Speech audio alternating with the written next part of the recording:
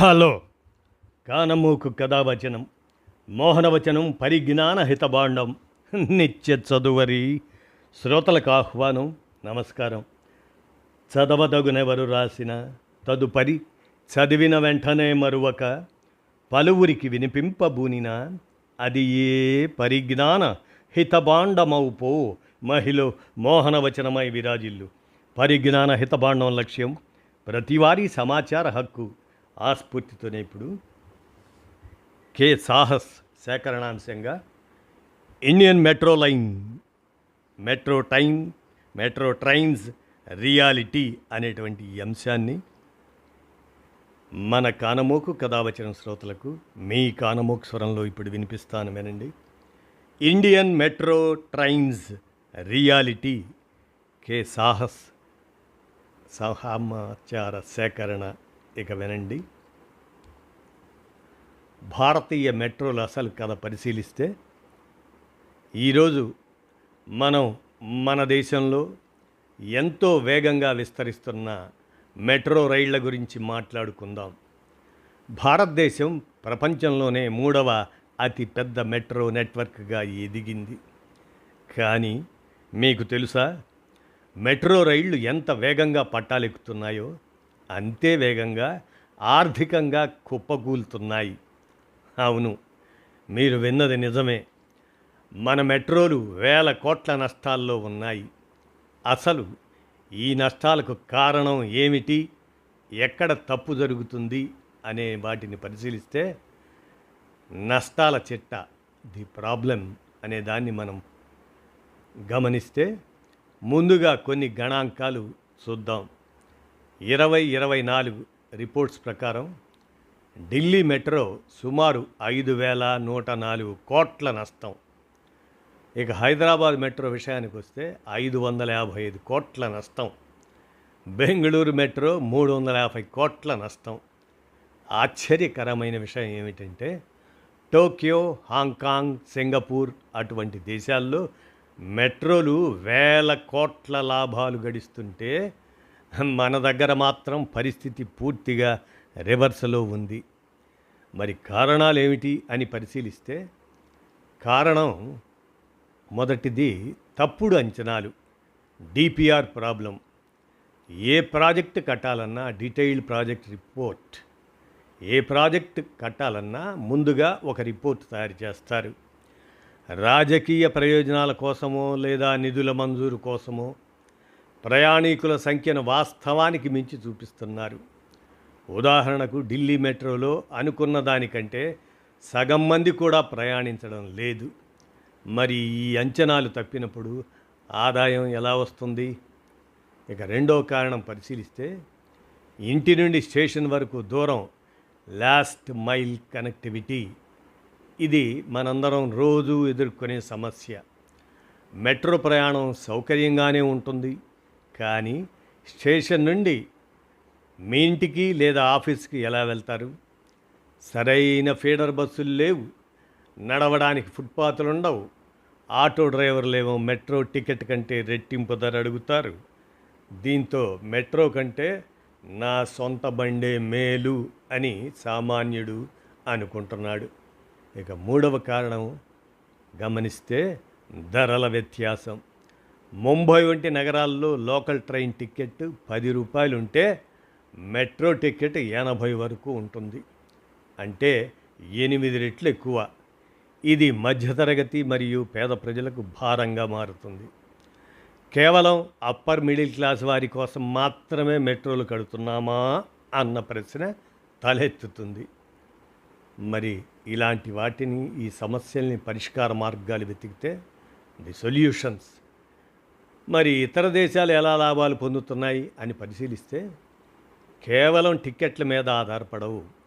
Hong Kong వంటి ఆ దేశాల్లో ఉండేటువంటి మెట్రో స్టేషన్ల పైన షాపింగ్ మాల్స్, ఆఫీసులు కట్టి అద్దెల ద్వారా ఎక్కువ ఆదాయం పొందుతారు. దీన్ని ట్రాన్సిట్ ఓరియంటెడ్ డెవలప్మెంట్ అంటారు, టిఓడి, ట్రాన్సిట్ ఓరియంటెడ్ డెవలప్మెంట్. ఇక మనం చేయాల్సింది ఏమిటి? కనెక్టివిటీ మెరుగుపరచటం. మెట్రో స్టేషన్ చుట్టూ 5 నుండి 10 నిమిషాల నడక దూరంలో అన్ని సౌకర్యాలు ఉండేలా ప్లాన్ చేసుకోవాలి. ఇక హైదరాబాదు మన మెట్రో కథ పరిశీలిస్తే, ఇక మన హైదరాబాద్ మెట్రో విషయానికి వస్తే ఇక్కడ పరిస్థితి మరీ ప్రత్యేకం. అమీర్పేట నుండి రాయదుర్గం వరకు బ్లూ లైన్లో ఉదయం సాయంత్రం రద్దీ చూస్తే మెట్రో సూపర్ హిట్ అనిపిస్తుంది. కానీ ఎక్కడ తప్పు జరుగుతుంది? ఐటీ కారిడార్కే పరిమితం అవ్వటం వల్ల. హైదరాబాద్ మెట్రోలో ఎక్కువ భాగం హైటెక్ సిటీ, గచ్చిబౌలి వెళ్ళే ఐటీ ఉద్యోగులకే ఉపయోగపడుతుంది. కానీ పాత బస్తీ వంటి అత్యంత రద్దీగా ఉండే ప్రాంతాలకు ఇంకా మెట్రో పూర్తి స్థాయిలో చేరుకోవటం లేకపోవడం వల్ల అక్కడ రావాల్సిన భారీ ఆదాయాన్ని మెట్రో కోల్పోతుంది.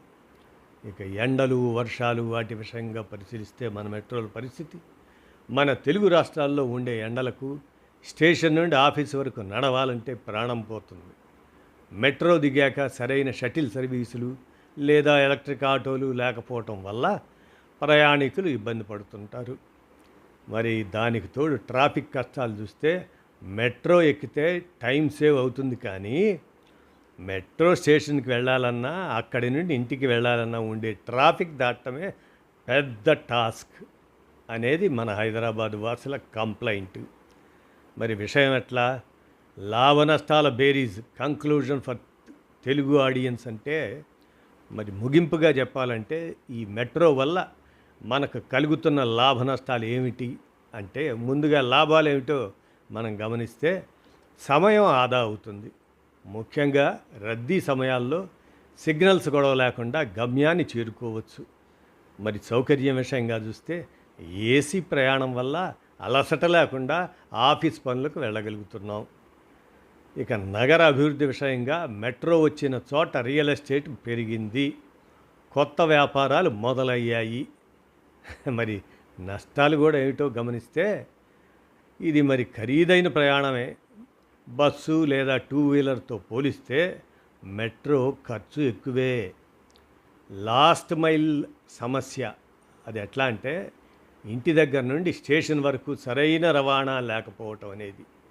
మరి ఆర్థిక భారంగా మనం తీసుకునేటట్టయితే ప్రభుత్వం ఈ నష్టాలను భరించటం అంటే అది పరోక్షంగా ప్రజల పన్నుల డబ్బునే ఉపయోగిస్తున్నట్లు లెక్క. మనకు కావాల్సింది ఏమిటి? మెట్రో అంటే కేవలం ఒక గ్లామర్ ప్రాజెక్టులా కాకుండా ఆర్టీసీ బస్సులతో అనుసంధానం చేస్తూ సామాన్యుడికి టికెట్ ధర అందుబాటులో ఉంచి స్టేషన్ల వద్ద పార్కింగ్, అలాగనే ఫీడర్ సర్వీసులను మెరుగుపరచాలన్నమాట. అప్పుడే మన మెట్రో నష్టాల పట్టాల నుండి లాభాల బాటలోకి మళ్ళుతుంది. ఇక చివరిగా చెప్పాలంటే మెట్రో అనేది కేవలం ఓటు బ్యాంక్ రాజకీయాల కోసమో, నగరం గొప్పతనం కోసమో కాకుండా సామాన్యుడి జేబుకు సౌకర్యానికి దగ్గరగా ఉండాలి అనేటువంటిది గమనంలో పెట్టుకోవాలి. అప్పుడే ఈ వేల కోట్ల ప్రాజెక్టులు సక్సెస్ అవుతాయి. మరి ఇక భవిష్యత్తులో విస్తరించబోయేటువంటి అమరావతి నగరపు మెట్రో, విజయవాడ నగరం మెట్రో, విశాఖ మెట్రో, ఇలా వివిధ మెట్రోల ప్రయాణం ఎలా ఉంటుందో మనం ఊహించుకొని తదనుగుణంగా ఉన్న ఈ అసౌకర్యాలని పరిష్కరించుకునే మార్గంగా ఆలోచిస్తూ ప్రభుత్వాలు వాటిని తీర్చే క్రమంలో పనిచేస్తే ఇండియన్ మెట్రో ట్రైన్స్ అనేది జనానికి అందుబాటులోకి వచ్చి మేలు జరుగుతుందనే భావిద్దాం అని అంటూ కె సాహస్ సేకరించినటువంటి ఈ అంశం ఇండియన్ మెట్రో ట్రైన్స్ రియాలిటీ అనేటువంటి అంశాన్ని మన కానమోకు కథ వచ్చిన శ్రోతలకు మీ కానమోకు స్వరంలో వినిపించాను. విన్నారుగా, ధన్యవాదాలు.